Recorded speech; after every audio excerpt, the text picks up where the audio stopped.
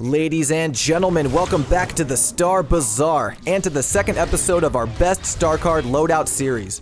Yesterday, we went over the best loadouts for the villains in the hero modes.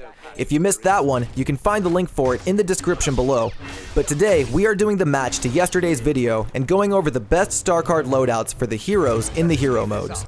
We're going to get right into this one, but I still have to throw it out there. These loadouts are what's best in my opinion, and are the ones that best suit my playstyle. If you have a different loadout that works for you though, drop it down in the comments and help share some knowledge. That is the goal of this series after all, to show some unique but powerful star card combinations that can help lead you to victory against the villains. But let's check it out and start with the champion of Kashyyyk, Chewbacca. When it comes to pretty much any game mode, I like to run bonus health on Chewie since I feel 650 default is just too low. 800 feels right for him, so I pair that with a combination of shocked and vulnerable and extended shock to give Chewie a small damage edge to shocked enemies while keeping them shocked and vulnerable for a bit longer. Chewie was once the undisputed heavyweight champ of heroes versus villains, pretty much up until the General Grievous update. His stun got nerfed, as did his bowcaster's ability to take out sabers, but he's still one mean Wookiee. Ever since Charge Slam became the ability he recovers health with, I found myself using it far more offensively than I used to, and it usually pays off. His shock grenade is still central to his playstyle in the hero modes though, so this loadout brings out the best of Chewie's stunning ability.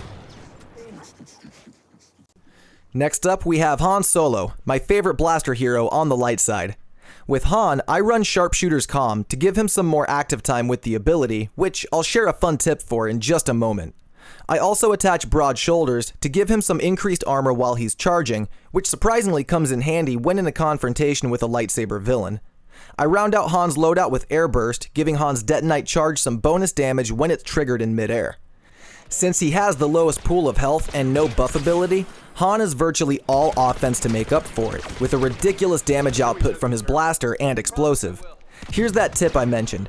I discovered very recently that Sharpshooter turns the DL-44 into a fully automatic pistol, resulting in insane damage if every shot lands. This is why you usually see a good Han player at the top of the leaderboards in HVV, since points are purely based on damage and kills. Great kid. Don't get cocky. Lando is up next, and it pains me to cover this loadout since it promotes heavy use of his stun. Starting off any loadout of his that I use though is Hot and Cold, giving him extra health to bring it to 800.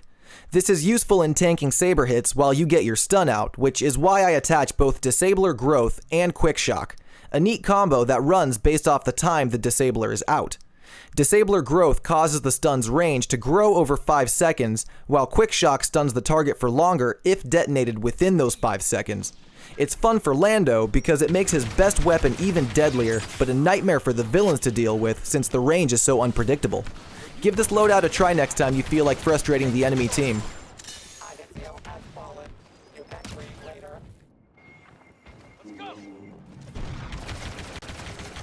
Princess Leia is next, and I've found that Blinded is a great star card that makes full use of her flash grenade, increasing the time of the blinding effect.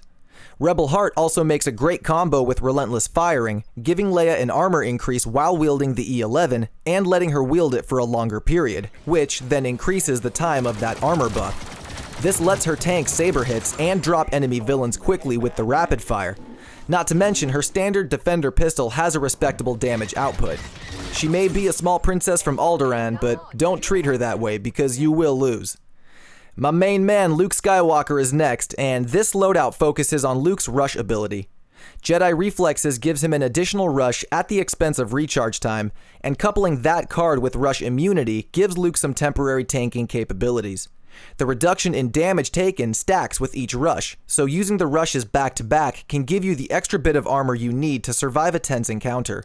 It only lasts for 3 seconds per rush, but timing it just right can give you constant armor when you need it.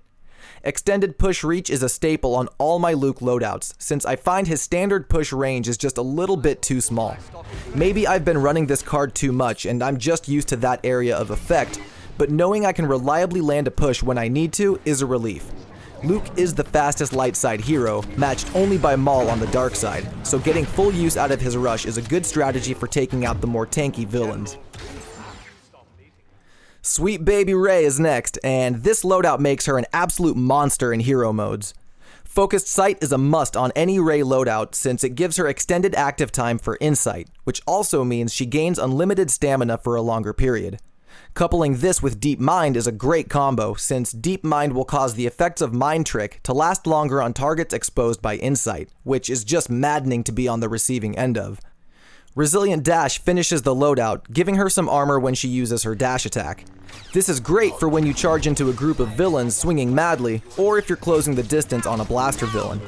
I think everyone can agree that Rey is one of the most powerful lightsaber heroes in the game on either side, and this loadout takes full advantage of all three of her abilities. You don't want to fight us.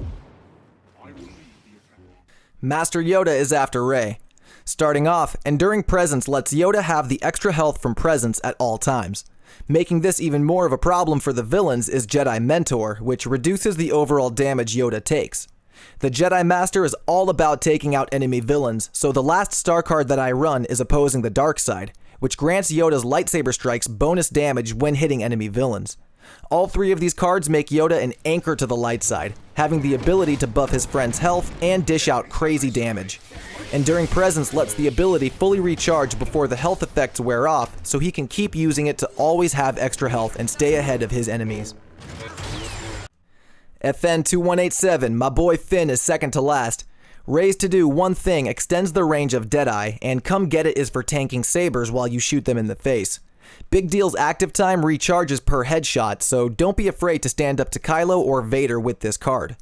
I Can Do This is a nice finishing touch that gives you slight radar hacks for a few seconds after using Undercover Team, which can help you and your teammates pinpoint enemy locations. Finn is a pretty underrated hero, and Big Deal is actually a very useful ability that can help you and your teammates out when you catch a lot of heat. Deadeye's aimbot is very powerful, as is the standard damage from his EL-16, though I find it a little difficult to aim with. And last but certainly not least, Obi-Wan Kenobi, with the kind of loadout that trolls the enemy villains like Obi-Wan does. Quicken Focus and Give It All turns his all-out push into a cannon with crazy range and a very short charge-up time, letting you finish off weakened enemies who think they are safely getting away from you. The third card I use is Think It Over, which increases the active time of Obi-Wan's Mind Trick. His Mind Trick doesn't last as long as Rey's does by default, and most players have learned this. Attaching this card really throws your enemy for a loop since they think they'll be able to dodge away in just a moment, but they find that they can't and you get to just keep hitting them. It's honestly pretty messed up, but he is the master of trolling, so it's a fitting card for his signature move. And that is my list of the best hero star card loadouts for hero modes. What did you guys think? Do you agree with my choices, or do you run your heroes a little differently? Like I said in the last video, there are a bunch of combinations that can be run for each hero, as you can tweak your setup to favor a single ability or have your hero be more well-rounded. It's fun to experiment with different setups, and I hope this video was able to show you some new combinations you hadn't thought of before. If you like today's content, I'd really appreciate a thumbs up to let me know, and I hope you'll tune in for the next video in this series, where we go over hero loadouts for Galactic Assault. Until then, this has been your boy, Turkish Delight, and I will see you all out on the battlefront. Peace. Great, kid. Don't get cocky. I'll be your host tonight on this magic carpet ride. My name is hard to pronounce, so call me Turkish Delight. I'm killing the track with all the homies on the mic. Hope they don't mind the hopeless of emotion. It's in motion tonight. The mixtape dropping.